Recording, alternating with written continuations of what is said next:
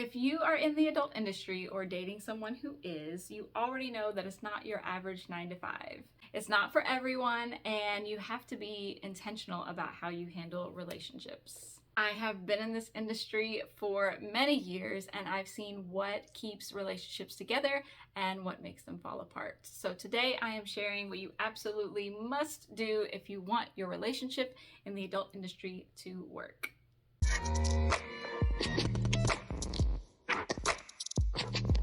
Hi, I'm Stella, and I want you to have a wonderful relationship whether you are in the adult industry or dating someone who is. Now, obviously, the nature of this job puts you in a position where jealousy and all kinds of other issues can arise. Of course, these can happen in any relationship, but obviously more so in the adult industry. However, if you are aware of what causes your partner to feel jealous or insecure or deprioritized in some way, and you are intentional about your behaviors to avoid that, then you can avoid all kinds of problems that even relationships outside of the adult industry struggle with. So, number one is open communications. If you are not open with your behaviors, with who you're talking to, and open with your feelings, then your relationship is doomed to fail. Again, this is something that applies to any relationship, but specifically in the adult industry. It really only works if you have zero privacy with your partner. And I mean social medias, emails, text messages, whatever. Whether or not your partner works with you in the industry, then this prevents and resolves so many problems that even relationships outside of the industry deal with. Number two is be intentional about the attention you are giving to others. I don't think this is gender specific at all, really, but if you're giving attention to someone, whether that is online, on social media, through text, in person, whatever, really ask yourself, why are you giving this person your attention, your time, your energy? Is it because they are validating you in some way that your partner should? Is it because you are validating them in some way that a partner should? There is truly no reason to be giving attention to someone else that's going to make your partner feel uncomfortable. So this is something that you both need to talk about and set boundaries on. So let's take a really easy example, and this is a common example that I see all the time.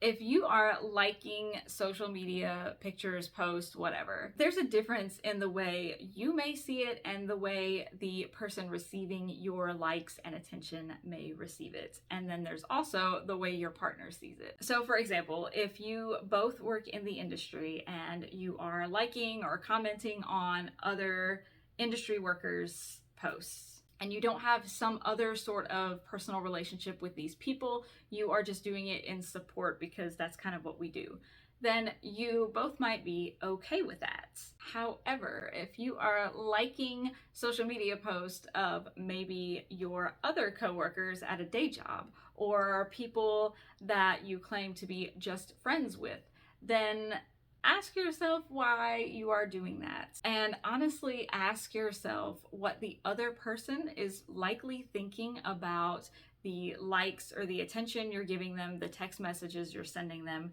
whatever energy you're sending their way.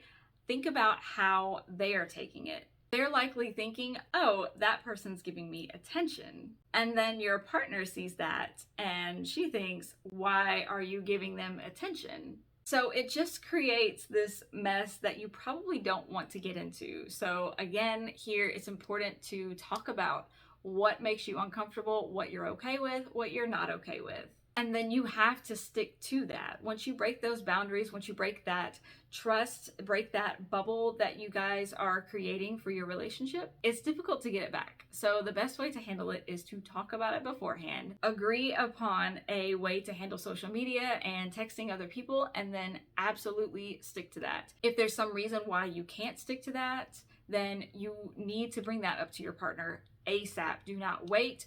Do not let them find out that you've broken that boundary or that you had to cross a boundary, even if it was a legitimate reason. You have to remain open communication, because when you don't, that is exactly what fosters those feelings of insecurity, and jealousy. So number 3 is to have a work schedule. You need to schedule time for work and then schedule time for each other. Now, I absolutely understand how difficult it can be to keep up with everything that is involved with this job. Sometimes it feels like you have to be on 24/7 because you may not have set hours when you work. But you really shouldn't be lying in bed next to your partner, sexting someone else, even if it's for money, because the message that that sends to your partner is that I'm prioritizing giving someone else attention, or I'm prioritizing making money over spending time with you. Now, if that's the time that you both agreed to schedule to have that sexting time, whatever, if that works for you, that's fine. But generally, I have found that that does not work, at least not every night. If you are someone who offers a sexting service and you do need to schedule that time and it has to be at night because that's just when your fans are on, then don't make it every night. Just limit it to a few nights a week. That way you have that special time with your partner. But the main thing here is to have a clear separation between work and private life. So you both need to get together and make a schedule that works with you both. That way you both feel like you have the independence you need to work and get whatever you need done. And then you also make each other feel prioritized because you have that time scheduled for yourselves. At the end of the day, this work isn't for everyone. Being with someone in the industry is not for everyone, and that's okay. But if you want to make it work and you want to have a strong relationship, then you have to communicate. You have to be open. You cannot have privacy, and you really have to schedule the time to make sure that you both feel prioritized. And if you want more honest advice and insight into the adult industry like this, then make sure you subscribe, and I will see you next time.